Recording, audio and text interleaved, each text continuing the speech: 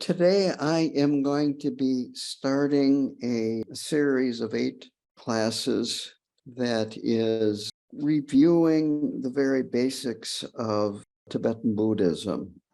The class for today is titled The Three Jewels, and they are the Buddha, the Dharma, and the Sangha. They are jewels because they are precious. Sometimes they are called the rare and precious ones. And the reason why they are so precious is that they can lead to the cessation of suffering and liberation from samsara. And that is priceless. And this is, of course, what all sentient beings want, is to be free of suffering and to experience only happiness. So the Buddha is the first of these three jewels. The Buddha was born in India about 2,500 years ago. It might be getting close to 2,600 years ago. He was born a human. The basis for Buddhism, actually Buddhist practice, is that we all have the same Buddha nature that the Buddha has, but it is not completely developed and exposed. That we are basically awake. We have all these positive qualities. We don't have to get them from a higher power or from somewhere else. It is a matter of practicing the Dharma, having a good connection with the teacher, and so forth. And all of this helps us bring out the qualities. So the Buddha was totally awake. He had the qualities of compassion, limitless loving kindness, limitless wisdom. And he saw that these qualities are beginningless and endless, and that they are beyond change. It's impossible for them to be altered or to change or deteriorate. So he felt that if he could go off on his own, and he abandoned Hinduism, where there is supreme gods, deities, and he went off on his own, and he used this kind of as the basis for his path, that the qualities that he wanted to experience were within him. And as I said, these qualities are beginningless and endless, just like our minds are beginningless and endless.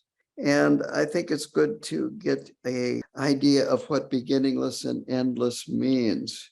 In Buddhism, they have a term, at least in Tibetan Buddhism, that measures time, and it's called a kalpa. And that is the length of time from the birth of a universe to the death of a universe. The present universe that we are part of is roughly between 13 and 14 billion years old. So we don't really know how much longer it's going to last. In classical Buddhist philosophy, probably Hindu philosophy too, they had the idea of there could be a short kalpa, an intermediate length kalpa, a long kalpa, and an inconceivably long kalpa. And there have been countless universes before our present universe. And the Buddha looked back, and he could not find a beginning, a first cause, that this has been going on from the beginningless beginning. It also means that we've had countless series of previous lives over and over and over again, kalpa after kalpa after kalpa. So this is the first principle that the Buddha took, that he had these positive qualities within him, and he needed to develop them and bring them to perfection, or purify them actually, because they already are perfect. The second is we all have confusion.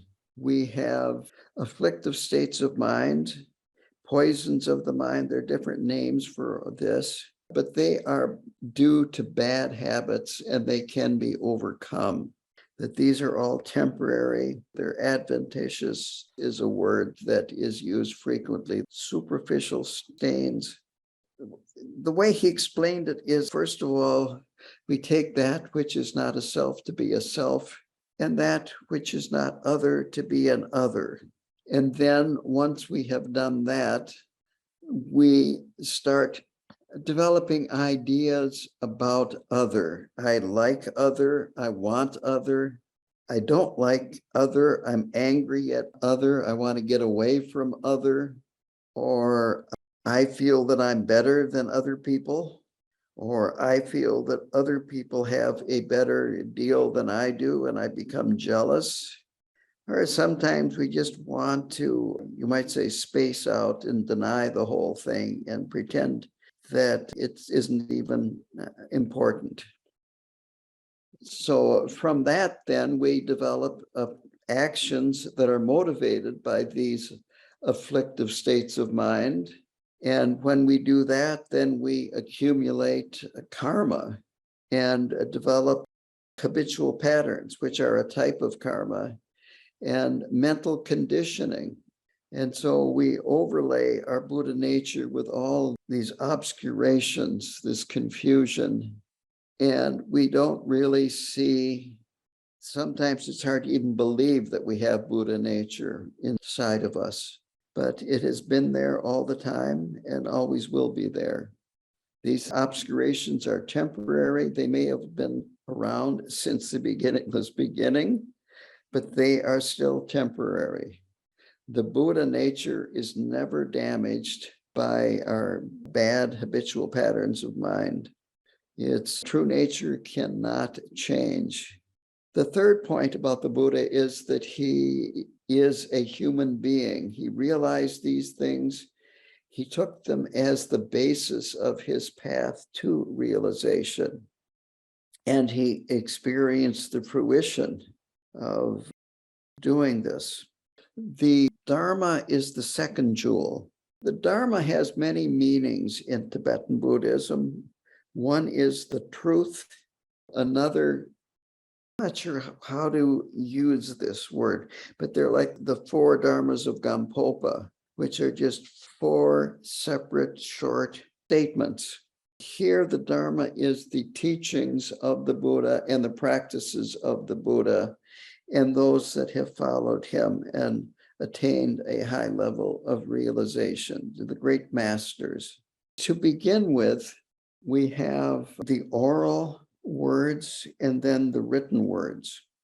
And nowadays we have all kinds of digital medium to transmit these words to us. And this is called the Dharma of Scripture. This is what we hear, we study, we read, and we contemplate.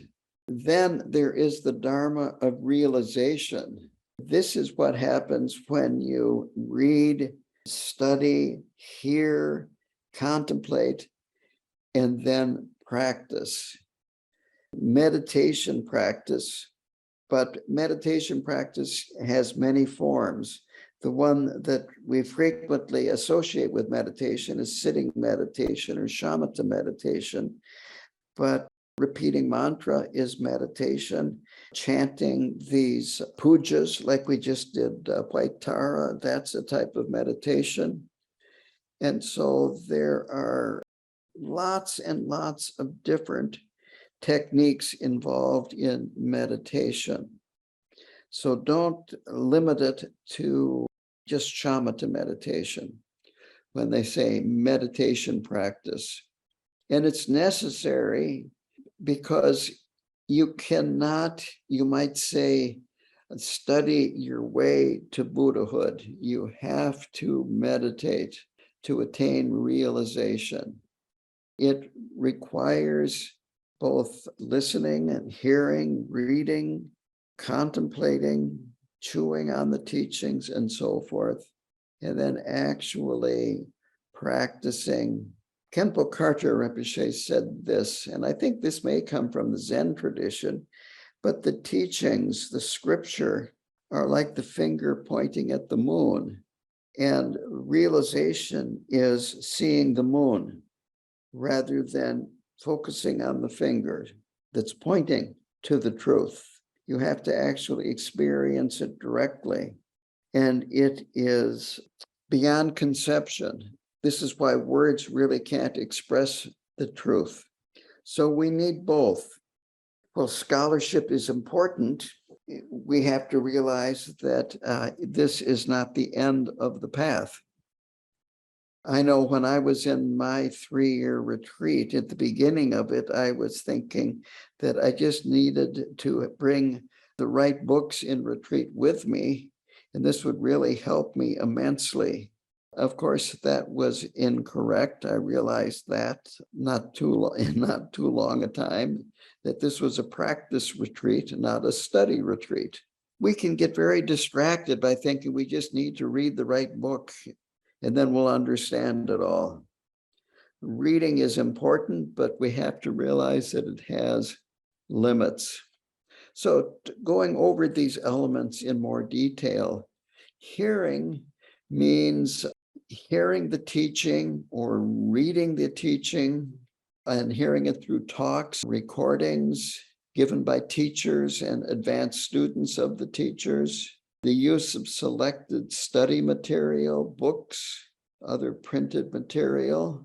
On the other hand, it would be best, I think that's a better way to put it, it would be best if the contents of the book, the main points of the book, could be traced back to the great masters of the past. There are a lot of books in the world today that claim to be Buddhist, but they're not all equal. You want to really be careful of what you read. And you might say, get more bang for your buck. If you're going to spend time reading, you might as well read books that are going to be most beneficial to you. And so receiving these teachings is like receiving a map. And then the next is contemplating. So here it's important that you're not just memorizing, that you want to examine and see, does this match my own personal experience? Does this make sense? And if you don't understand it, then of course, ask the teacher questions. You want to make sure whether this is true or not. This is like studying a map. And the third is meditation. After doing these others, it's really important to then meditate, to practice applying the instructions. Again, have a close relationship with a teacher to give you guidance and help you when you start going astray, when you start misunderstanding things, or when you need to know a little bit more about something. Now, I kind of mentioned a little bit this last point about the Dharma, and that is reading a lot of books is not necessarily all that useful. It can actually be confusing. One thing that I have found is that the same Tibetan word or phrase can be translated different ways by different translators. And if you start reading different books that translate the words differently, it might seem like they're very different, talking about different things, but they're actually talking about the same thing. Another point is that we're Karmakagyu, and it's good to read books that come from the Karmakagyu tradition, with some exceptions, but basically books that come from the great Kagyu masters of the present and the past. Myself, authors that I like are Trangu Rinpoche, who's the Karmakagyu, you might say, main scholar. He tutored the 17th Karmapa.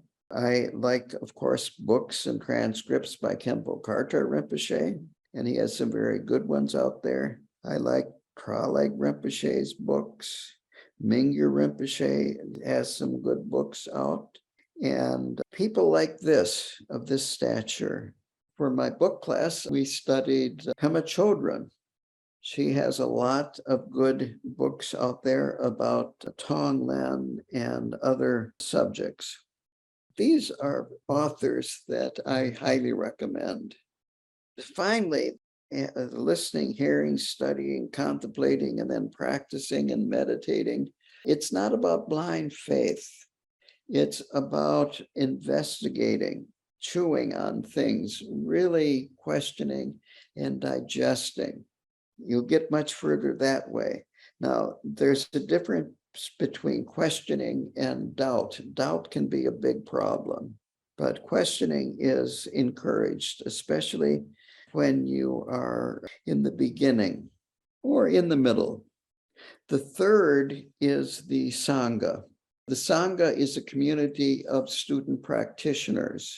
These are the people that support and practice the Dharma. And when I say support, some of you know this very well, that you have put a lot of work in to help with the center to continue and to grow, all kinds of different work. This is what the Sangha does. They do volunteer work to help present the teachings, make them available to other people, as well as participate in the teachings and the practices. They also are your traveling companions on the path. And if you're feeling down or lonely, they can give you comfort. So the Sangha is a really crucial part. The Buddhist community is a crucial part of these three jewels.